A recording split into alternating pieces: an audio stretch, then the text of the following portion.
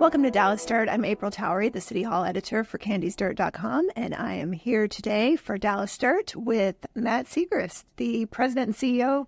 What is your actual title of Alamo Manhattan? President. Okay, president of Alamo Manhattan. Tell us a little bit about, thank you for being here today, and tell us about Alamo Manhattan and what you all do here in Dallas. Sure. So Alamo Manhattan is based in Dallas, and we're a multifamily and hotel development firm. We find sites and we visualize a project that could be there, and then we hire great people to design it and build it and manage it, and we oversee the whole process. And how long have y'all been in Dallas? We started in 2010. I see you're wearing an Aggie ring. I have to disclose our history. Matt and I grew up together on the mean streets of Bryan College Station, and both went to A&M. Bonded over baseball. Still to this day, and you're going to catch some Aggie baseball this weekend, right? That's right. Okay. Well, cool. It's good that we ended up in the same place, and cool to see what you're doing with Alamo Manhattan. You guys are credited with reviving or building the Uptown area. So what kind of projects have you had there? Well, certainly others went before us to start Uptown, but we probably were the most active developer this last cycle. And so, one thing we did, I'm a native Texan, as you know, but before I moved back to Texas, I lived in Seattle. And so that's where I learned development. So learning urban infill, mixed-use development on small, dense sites. It's something I learned in Seattle and Portland and San Diego. And so we kind of brought that product type, that thinking and viewing of sites when we came back to Texas. And so my partner in the business is a guy named Wade Johns. He's also an Aggie. And Wade and I have known each other for 30 years. But so when we started Alamo Manhattan, Wade was there from the beginning. And we brought this, we saw sites differently, I would say, than a typical, southwestern, southeastern developer. So we saw smaller sites. We could look at them as, we felt like the conventional thinking at the time was people saw a certain site that it had to be high rise or a wrap. We brought this idea of a podium project with subgrade parking, which is very common in the Northwest. That was fairly unique in Dallas. So we just saw sites differently. So we were able to find some great sites in Uptown and found some great partners to build these projects with. And I think we did a good job and made our partners money. And so it's just a snowball from there. We're multifamily developers, apartment developers, and we'd have investors come to town. We always officed at Uptown. We have investors come to town, and they loved Uptown. They wanted to be there. We'd always ask them, where are you staying? They'd say, we're at the Westin Galleria, we're at the Hilton Anatole. And we always realized, man, everybody loves Uptown, but there's not a place for them to stay. They stay elsewhere because they can't put the Ritz or the Crescent on their expense report, generally. And some of the boutique hotels are really cool, but you don't get your loyalty reward points. So I always thought there was this gap in the market for that professional business traveler. And so we moved along the cycle. We tied up the site across the street. And it was a time in the cycle where we thought the neighborhood wasn't real favorable towards big multifamily rezonings. So we thought, why don't we test the hypothesis on this hotel idea? And so we got initial design done, went out to all the major hotel groups, and they all just pounced on it. And so we thought, okay, maybe this is something. And so we kind of made a bet. One thing we pride ourselves on in Alamo Manhattan is we run a very disciplined development process. So I'm a former Marine. Wade Johns is a former Marine. We run a development process like you'd expect Marines to run it. We hit schedules, we hit budgets. And so we made a bet that maybe what we're doing on our multifamily process could overlay well in the hotel business. And so we made the bet. We found partners willing to make the bet with us. And that's where the Marriott Dallas Uptown came from. And it was a great experience. We came in under budget. The hotel's been fantastic. Right now, it gets the highest average daily rate of any hotel in the central U.S., Marriott hotel in the central U.S., including Chicago. And so it's been fun. We office across the street, so it's kind of become part of our daily lives of going over there, getting coffee or lunch and having meetings over there. But that's been a great experience to do the hotel. Yeah, it's a cool little area. So what is the future of Uptown? Yeah, the future of Uptown is going to be continued development, continued density. There's a tremendous amount of office under construction right now, about 2.6 million square feet. Not planned, but under construction. And so that's going to drive more people to live there, more people to be, more restaurants, more retail. And so we want to be part of that.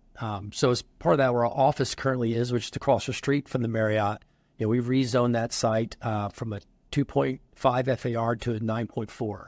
And that's floor area ratio. Yeah. And you taught me that term, actually, a while back. So it's basically going from what you could do a two-story building to a 31-story apartment tower.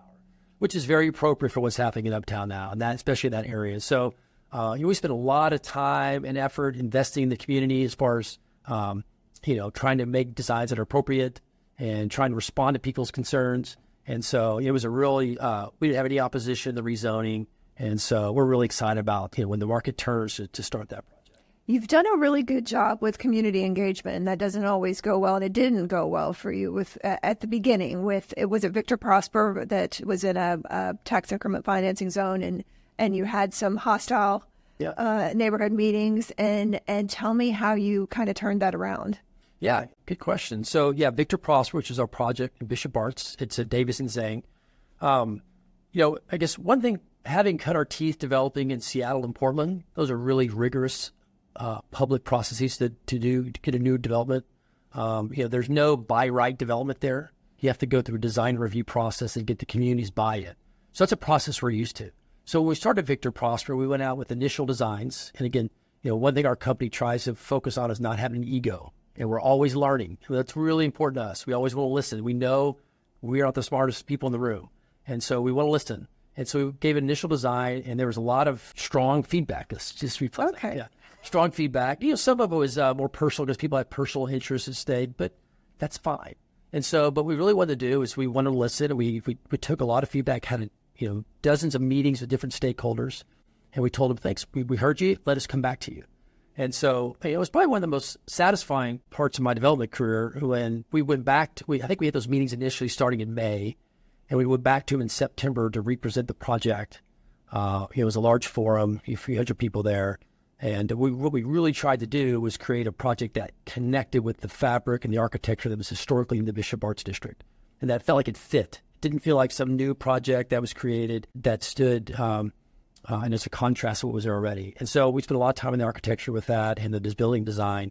And when we represented the project to the community, we got a standing ovation. That's awesome. And so that was just, that's how we want to do development. We really care about the places that we develop in. And the reason we want to be there is because they're special.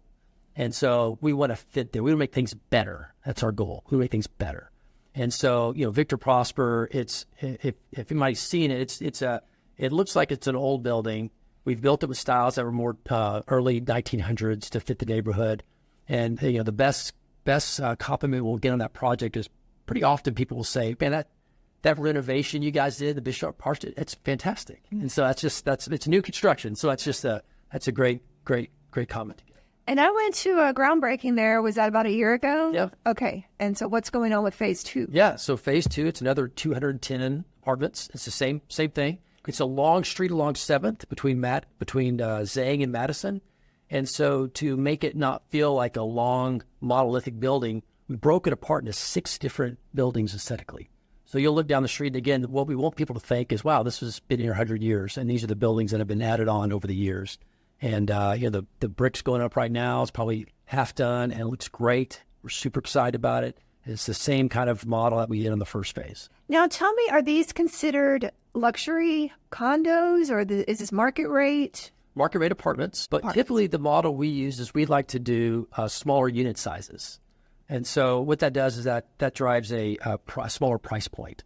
And so the places we develop, the number one amenity we have is the location. And so people want to be there. And so we try to provide units at a price point that allows the most people to be there. Now, they're luxury, but if you look at, for developers think in terms of $1 per square foot of a unit. Normal people don't think of that way. They have the price point, the amount they're paying. So we drive a strategy where if we get a high dollar square foot for our units, and it's a lower price point because our units are well designed, it's fully functional to smaller footprint, then we kind of both win. People get the price point they want, we get the dollar square foot, and it creates a vibrant, dynamic community. We hear a lot about affordable housing, and this is not affordable housing. What are the needs in Dallas, and what is the market asking for? Do we need just housing? Do we need diversity of housing stock, different sizes and types and density? What's the market asking for? Yeah, there's a tremendous amount of housing that's needed. But as far as affordability, the best thing, just putting my economics hat on, the best thing that's going to provide affordable housing is more supply. And so, for a developer, that you obviously want a higher rent. But as far as public policy, the way you're going to get the most affordable rents is to let people build. Because the more product comes online, then people have to compete with what's there. And so the stuff that's Class A today becomes Class B. The stuff that's Class B becomes Class C. And so just the more supply will help alleviate the housing crisis in general. And the pricing will adjust to what people can pay. How is it to work with Dallas in terms of permitting and just getting things done? These other cities that you work in, Austin and Washington and Portland. Yeah. Well, the bar's set pretty low when we do stuff on the West Coast. I mean, that's very, very rigorous. But that's what we're used to that. So that's what we're used to. So, in our mind, Dallas is in the middle of the fairway type city to work with. I know there's a lot of delays right now. We haven't personally experienced delays in permitting or rezonings, but I know they're out there. I know the reasons for each case. But we've gone to great lengths to develop good relationships with the city, supporting us. We're local people. We want to be pleasant to work with. We don't have any problems with the city right now. I mean, okay. we don't. And we got our huge rezoning done at Fairmont Tower without any. The city didn't cause us problems there. Does it take a long time from filing the paperwork to get something rezoned, to get it to City Plan Commission? Yeah, and it depends. Maybe a less experienced group will have a longer time. Okay. They just don't know, where to send things or how to fill out things or how to present. Yeah, so it's tough to know, but it's not abnormally long for Dallas compared to other cities we're in. What do you have coming up? What's in the pipeline for the future? Yeah, well, we thought we had a lot coming this past year. We thought we were going to break ground on 7 different projects. Because of the financial markets, though, we didn't break ground on any last year. And so we've got projects that are designed and teed up and ready to go. And when the capital markets come back, mainly debt comes back, then we'll push forward those projects. What we want to be, our goal is, right now, real estate markets are kind of dislocated. Interest rates have hurt everybody. Even great product is hurt because of high interest rates. That's just the reality of the world. That's real estate cycles. And so right now the opportunity is distressed deals. Deals that aren't making their debt service, they're in foreclosure. Those are the deals that you can buy today. We're developers. And so we think we don't think we play in that space the best. For us, we see the next opportunity, and that's being an early mover in the next development cycle. So we're trying to position ourselves as a development company to deliver a lot of product early in the next development cycle. We're not there yet, but we think in our mind, if you're waiting till everything's fully recovered, you've missed the opportunity. You're late. So we're trying to find partners that have the same vision with us, that we can deliver, 10 to 20 projects early in the cycle and hopefully, do all our development in innings 1 through 6 and then decide to play or not in late innings. So that's how we're focused right now. We're always, as a development firm, we're very forward looking and we're looking for the next opportunity, and that's what we see. So what happens to those 7 projects that you were planning to deliver? Could be in the first wave of this next group. Okay. So they're just kind of hopefully we'll have a couple starts this year, though. Okay. The Fed announced possibly 3 rate cuts this year, which hopefully will push lenders more amenable to giving construction debt.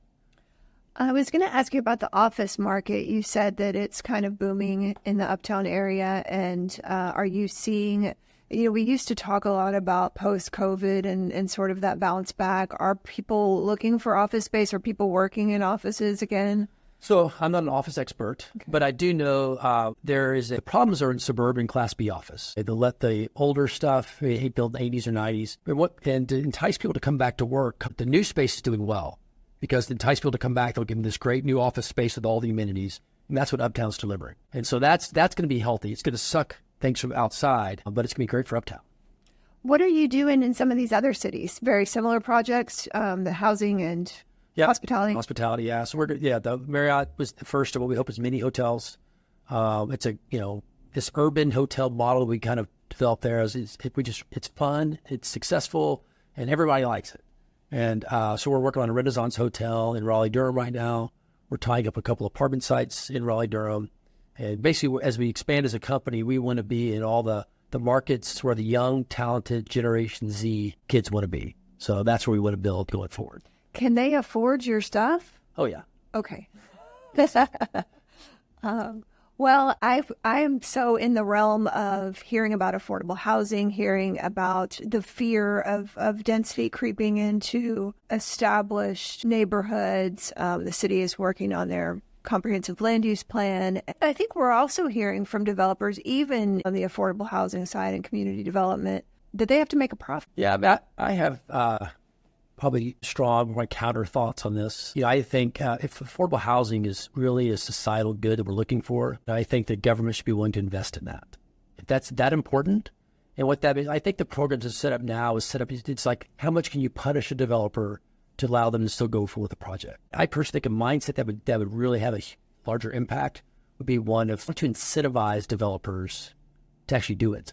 So what if, developers actually made a little more profit by doing affordable housing than if they did market rate? That would solve your problem like that. And, they push back on that as well. We don't want to pay developers profit to do that. But if you want to solve the problem, that's a good way to do it. Incentives are very strong. And I think that the mentality of, again, we do stuff in Portland. In 2017, Portland passed the inclusionary housing ordinance. And that says for any apartment project over 20 units, they have to have a 20% affordability component, 20% at 80% AMI. That's 20% of the area median income. And that sounded great. We got this great affordable housing policy in place, and it killed development because people can't make deals work. And so that's counter to what the goal is.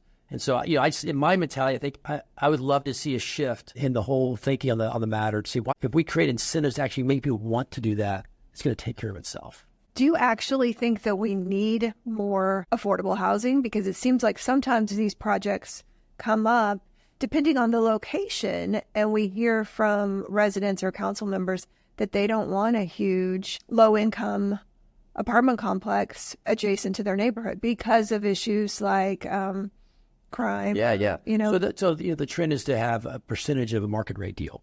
That's what I'm saying. You can incentivize that. Incentivize people to have 20% of the units or 25% of a deal in Uptown. Mm-hmm. Hey, I could do a project in Uptown and get a 6% return, for example, if I do all market rate, but I'll get 6.25% through government incentives, property tax exemptions or TIF payments or whatever. And it's a better deal. So that'll make me do that. I mean, it's just a natural thing. And so, it's a different way of thinking about it, but that's what I see would work. I see the programs that are happening across the country, and I don't see one that's really effective yet. Because I think on that line, you're trying to punish somebody just enough to make them go forward with the project. That's not a good way to incentivize people. Right. And affordable housing developers are typically trying to do something good, right? Like provide meet a need, but they still have to. It's their job. Yeah, you've got a thought of charity. I mean, I guess some charities may, okay. But in general, most developers aren't. It's a lot of, these things cost a lot of money to do. And people investing money are going to demand a return for it. Well, tell me a little bit more. You have talked about how you have no ego, and I know when we've talked before, or you work toward this. Yes, that's the goal. You've talked about your ethos of your company and kind of how y'all operate. What's your strategy for just day-to-day doing business and how you get things done? Well, good question. Outcomes are always tough to control, but we can control how we do it. And so that's what we focus on. So our ethos is tough, professional, disciplined, cheerful. It was sounding very military until you said cheerful. Cheerful. No ego, absolute integrity, savvy, always learning. So those encapsulate how we want to do business.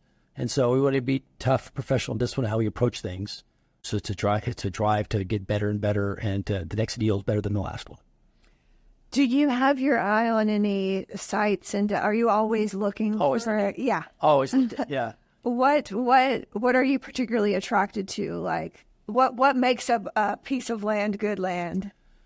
Great urban location for us. We like that. We like stuff at main and main fortress locations. We like dense projects. We like high rise. But going this next cycle, that's probably not going to come back for a while. It's probably going to be more your wood frame podium type deal, wood frame construction. That's going to be more affordable at first. We're looking for hotel sites. We think there's a great opportunity for hotels in Uptown Dallas. And so, so we're always looking. In many cities, we're always looking. We got that's one thing our company's good at is finding sites. It won't always be this way, but every single development deal our company's done has been an off-market deal. We just kind of found it. So again, I don't expect it to always be that way, but that kind of is indicative of our company being good at that. Are you on like a secret email list? Okay. Conspiracy. I figured. You tell me what else is going on with you and your business. No, it's challenging times for commercial real estate. It really is. And projects are getting started, and you're looking at situations where how do you, for my company, it's okay. How do you get through this stretch to get to the other side? And that's what all these development companies across the country are doing right now. I was going to ask you, is it that way just in Dallas, or this is how it is everywhere? It's everywhere. Okay. It's a challenge everywhere. Some places worse than others. Dallas is still Dallas. We grow, and so this is a great place to be. When do you think it will bounce back? I think we've always had a condition precedent. Any change is the dropping of interest rates. So we start easing cycle come, that's going to start perking people up. And so, maybe the fourth quarter things start making sense, but we don't know. It's the future's unknowable, and we'll see. You've talked about urban development, and that site where your office is across from the Marriott is a pretty walkable area. There are some parking spaces, but maybe depending on what time of day may be a challenge. What do you think about, there's kind of been some dialogue about reducing or eliminating parking minimums for new development. Do you have any thoughts on that? Yeah, I mean, I think the idea of reducing parking minimums just allows developers to park as they see adequate. If developers aren't incentivized to underpark his projects, he'll have trouble leasing it up. He or she will have trouble leasing it up. So, I think that's fine. I'm comfortable with that. We are developing cities where they park, 0.5 per unit. In some of those markets, it works. And in some of those markets, people try that and they don't have enough parking and they can't lease their units. So, the market will cover that. I do think Dallas is overparked right now, like in Uptown, PD 193. It's overparked given what the market's become. So I think reducing those parking ratios is great. What's the value in putting underground parking? Well, the value is you get more density above grade. And it's only expensive to go subgrade, though. Okay. Yeah, that's, it's twice as much per parking space to build if you're having to dig it out and put short. How much per space? It's probably difference between 25,000 a space to 50 or 60,000 a space. But there's all sorts of risk. When you start digging down, you never know what you're going to hit, right? So there could be contamination. There could be some kind of underground well. That's one of the big risks of urban development is when you start digging down, what do you find?